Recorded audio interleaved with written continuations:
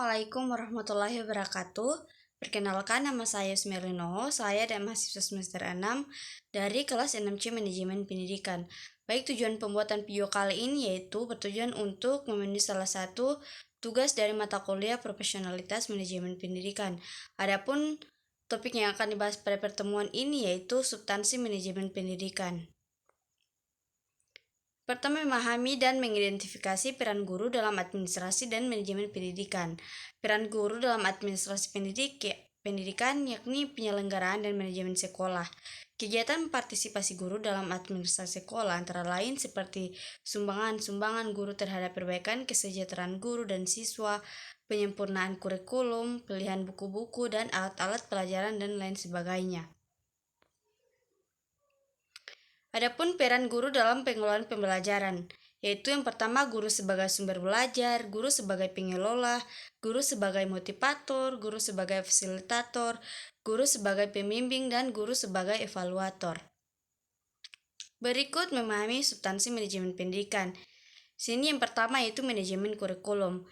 Landasan penyelenggaraan pendidikan adalah kurikulum, di mana kurikulum sebagai acuan guru untuk menentukan strategi-strategi pembelajaran yang cepat di kelas.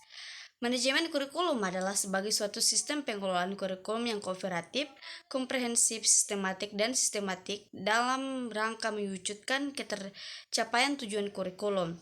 Ruang lingkup manajemen kurikulum meliputi perencanaan, pelaksanaan, dan penilaian kegiatan kurikulum.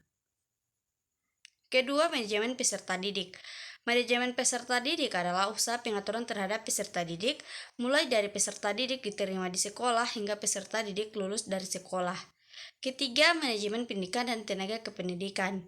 Adanya manajemen pendidikan dan tenaga kependidikan adalah untuk mempermudah pengelolaan aktivitas kepegawaian di sekolah.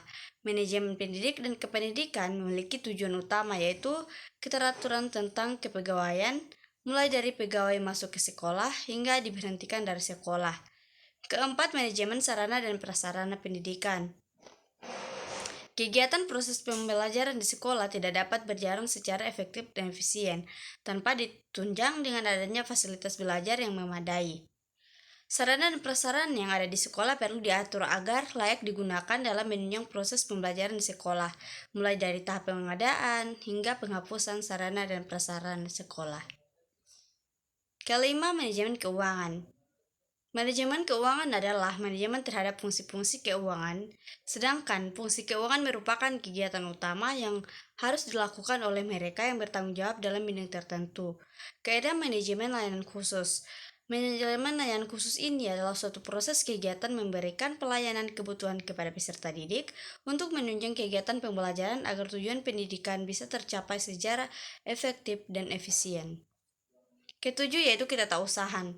Ketatausahaan sekolah adalah suatu rangkaian kegiatan pengelolaan organisasi kerja yang dilakukan oleh seseorang atau sekelompok orang secara sistematis dan teratur untuk mencapai suatu tujuan kelembagaan.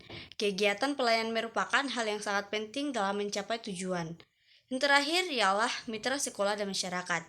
Berikut ini tujuan untuk program kemitraan satuan pendidikan dengan keluarga dan masyarakat untuk menguatkan jalanan kemitraan antar sekolah, keluarga, dan masyarakat dalam mendukung lingkungan belajar yang dapat mengembangkan potensi anak secara utuh.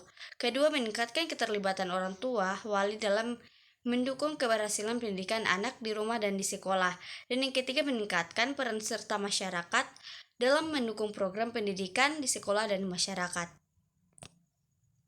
Baik, itulah hasil pemaparan materi dari saya. Lebih dan kurangnya mohon maaf. Wabillahi taufiq wal hidayah. Wassalamualaikum warahmatullahi wabarakatuh.